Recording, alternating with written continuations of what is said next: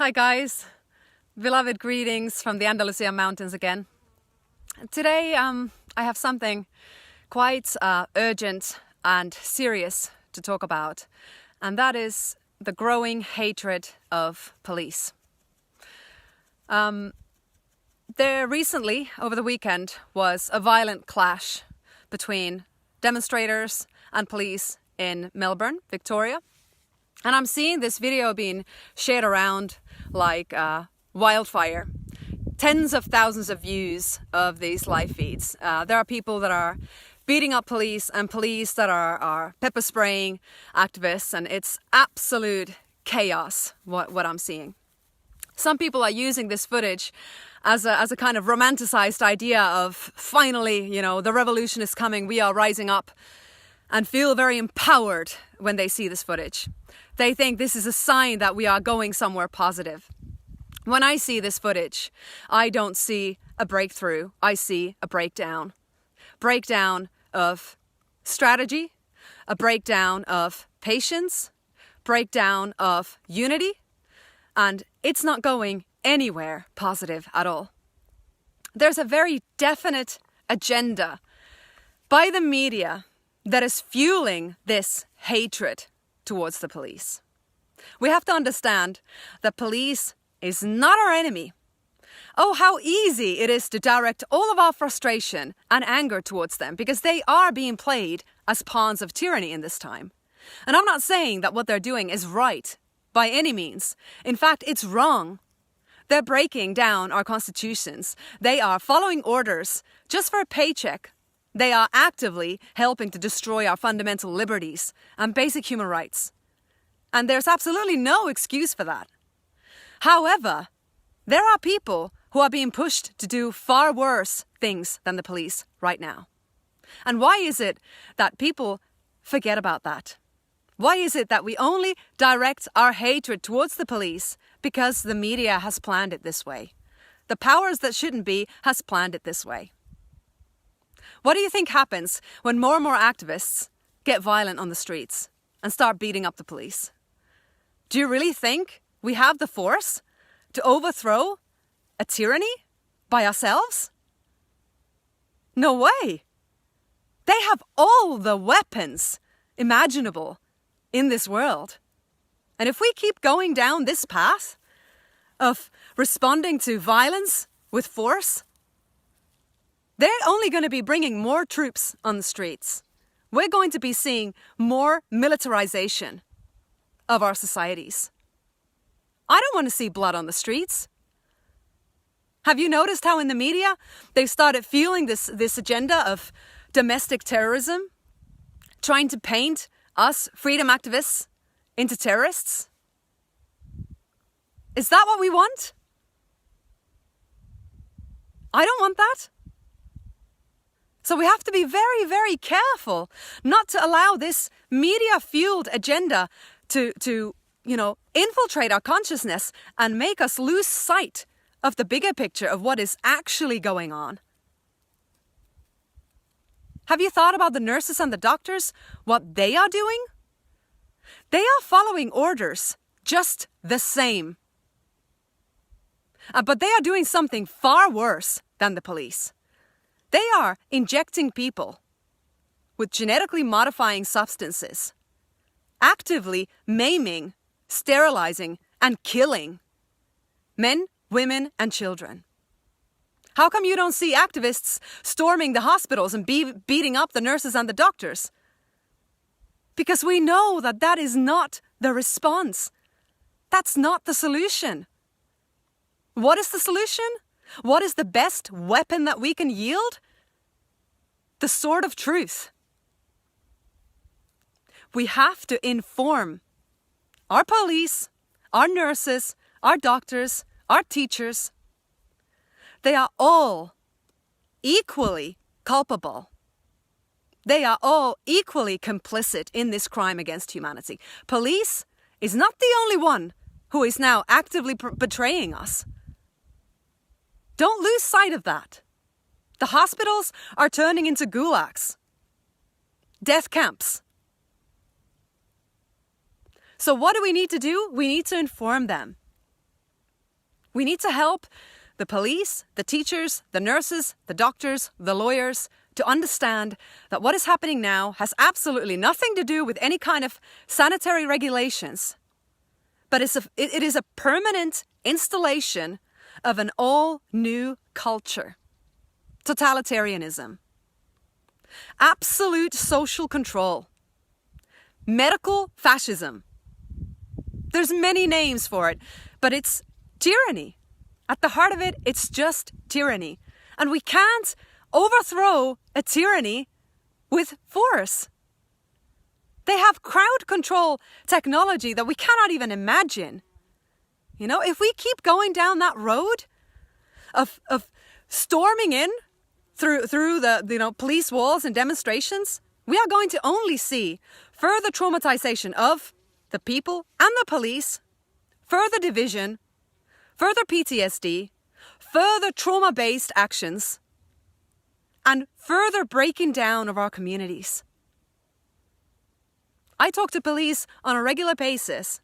As most of you know, I'm coordinating Police for Freedom, which is an international movement of police who do recognize that what is happening is wrong, who are actively doing outreach to their colleagues, who are gathering police to start speaking up, to inform them that this is a fourth industrial revolution and that there's been an enormous transfer of wealth. 61% of the world's wealth has been moved to the highest earning class of our world. 61% growth. Okay, this is nothing to do with COVID whatsoever. This is the first step of installing a permanent new system globally. So pay attention when you start having those thoughts that police is the enemy and we have to somehow teach them a lesson and kick their butts on the street. Who implanted that thought into your mind? Is it the media? Is it all those Hollywood movies of the revolution?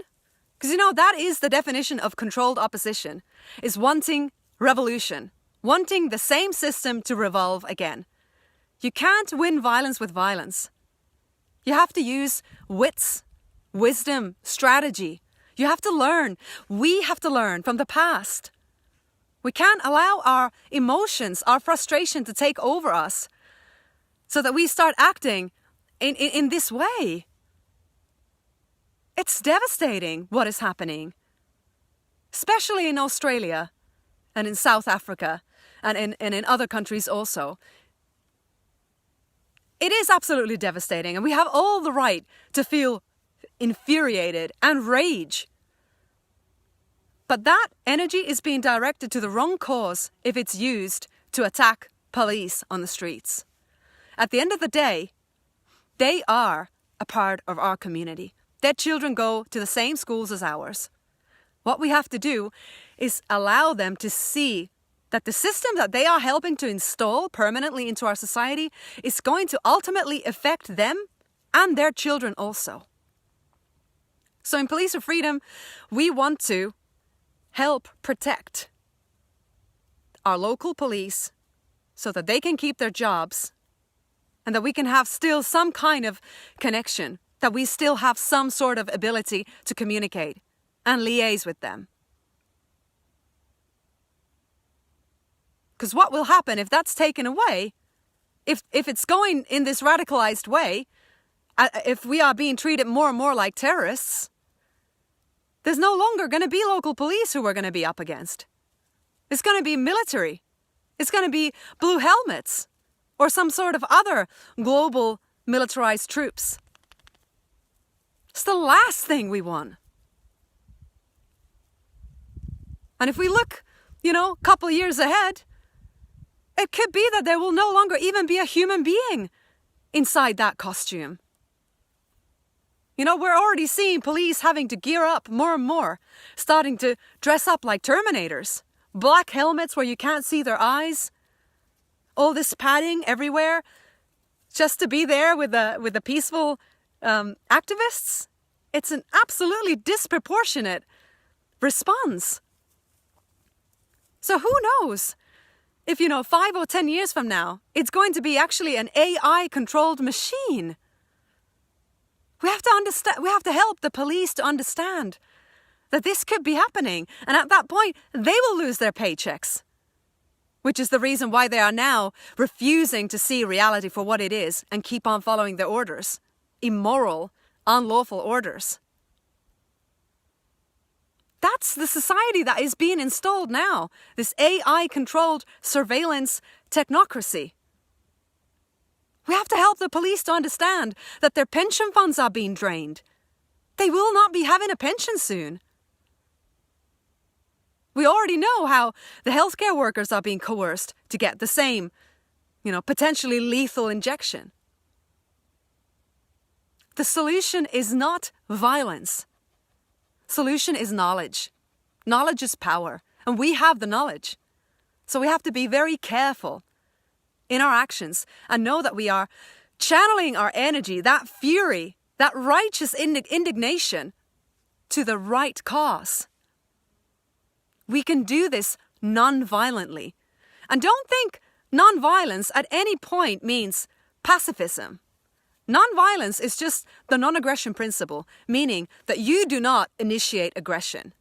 But you can, of course, use force to defend yourself. That is your sacred right, according to natural law. You can use force.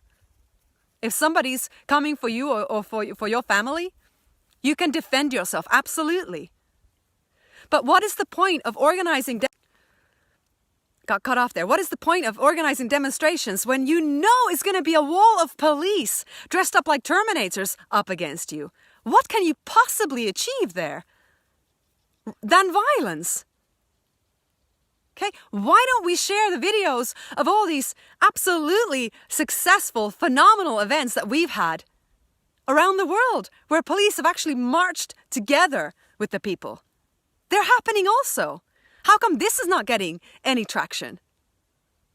Because the idea of unity and community and camaraderie with the police is not beneficial to driving this division in between us.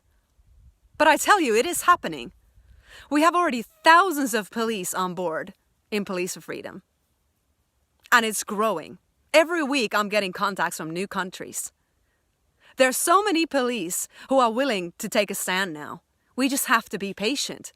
We have to be willing to welcome them on our side and let go of any prejudice right now. Just because they wear the uniform doesn't mean that there isn't potentially an amazing human being inside who has just been brainwashed. Just like the nurses and the doctors and the teachers. They've all been brainwashed. Who's causing more death? The Western medical system. They are the leading cause of death in this world. How come we don't have that hatred towards them? Because the media is building our perception in a way where the hatred is only going towards the police, when it's the entire system that is rotten at its very core. So let's use our knowledge to inspire the teachers, the doctors, the nurses, the lawyers, the police to stand up and speak up and end this insane race towards absolute control over humanity and nature before it's too late. So watch yourself. When you see those images of violence between protesters and the police, know that that is the wrong way. That will only justify further tyrannical measures against us, further violent oppression, and the military on the streets. That is not the path to liberation. Okay? But I also want to say I'm so grateful for all of you who see what is happening. I know our freedom movement is growing. It's now just a question of what do we do with this information? And where do we steer our energy? What is the solution? So I invite everyone to study nonviolent liberation strategies from the past. Gandhian method, Martin Luther King. People who've been here before us and who've managed to achieve nonviolent evolutionary movements. That's what we want. We don't want the same system anymore. We need to learn natural law, self-responsibility, sovereignty, How do we live on this earth as living, free men and women? How do we reclaim our sacred rights? So we have to lead by example and show that we are taking this very, very seriously and not give media any ingredients to create shit stories about us, about how we are some kind of domestic terrorists. Let's make it so difficult for them that they will not be able to invert what is happening.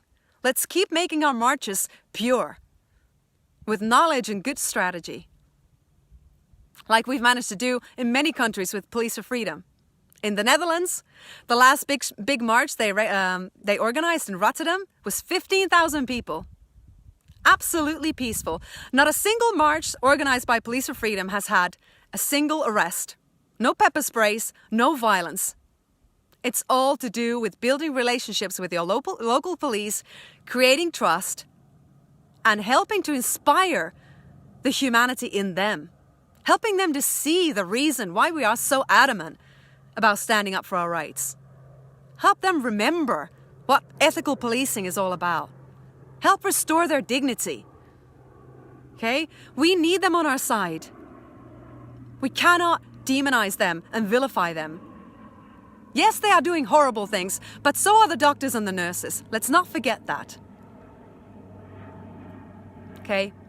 Sending you all lots and lots of love, strength, courage, and patience. It's not a sprint, it's a marathon, guys. Bye.